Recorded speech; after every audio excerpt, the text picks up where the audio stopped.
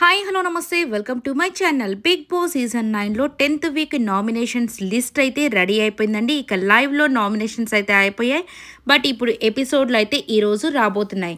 ఇక ఈసారి నామినేషన్స్లోకి అయితే ఆల్మోస్ట్ అందరూ నామినేషన్స్లో ఉన్నారు. దట్ మీన్స్ అందరూ ఎవరినైనా చేయొచ్చు, మేబీ కెప్టెన్ని కూడా చేయొచ్చు అని చెప్పి అందరికీ ఒక హింట్ అయితే ఇచ్చేసారేమో బిగ్ బాస్.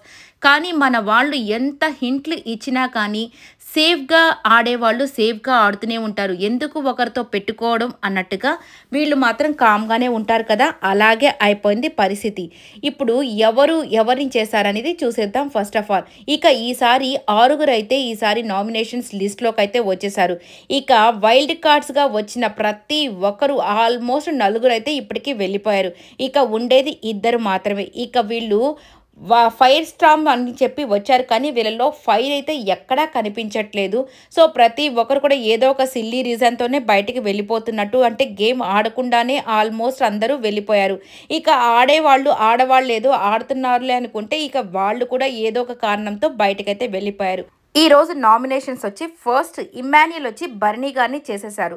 ఇక బర్నీ గారిని నిజంగానే చెయ్యాలి, అందరూ చేస్తే కానీ కనీసం ఆయనకి ఏం చేస్తున్నాడు, ఆయన తప్పేంటి అని ఆయన తెలుసుకొని నిజంగా ఈయన చాలా మంచి కంటెస్టెంట్.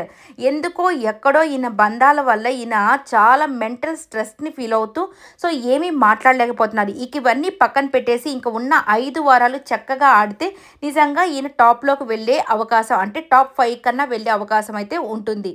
ఇక నెక్స్ట్ వచ్చేసరికి భరణి గారు దివ్యాని చేశారంట. ఈయన బయట నుంచి లోపలికి సెకండ్ టైం వచ్చిన తర్వాత నిజంగా దివ్యాని దూరం పెట్టాలని చాలా ట్రై చేస్తున్నాడు, కానీ అది అవ్వట్లేదు. ఇంకా ఈ రోజుతో నాకు తెలిసి ఈ నామినేషన్స్ తర్వాత దివ్య కూడా అర్థమైపోతుందేమోనని నేనైతే అనుకుంటున్నాను.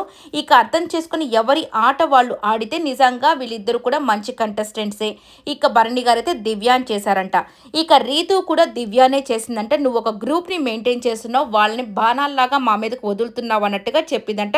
నెక్స్ట్ నిఖిల్ వచ్చేసి రీతుని చేశాడంట. లాస్ట్ టైం అతను మాట తప్పిందన్న విషయం మీద చేస్తానని చెప్తున్నాడు కదా, అందుకని నిఖిల్ రీతుని చేశాడు.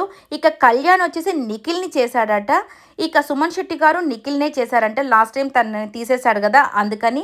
ఇక గౌరవ్ని అయితే తనూజ, డేమాన్ పవన్, అలాగే దివ్య, నెక్స్ట్ వచ్చేసి సంజన గారు, ఇలా చాలామంది చేశారంట. లాంగ్వేజ్ ప్రాబ్లం వల్ల ఇతను అందరినీ అపార్థం చేసుకుంటున్నాడని.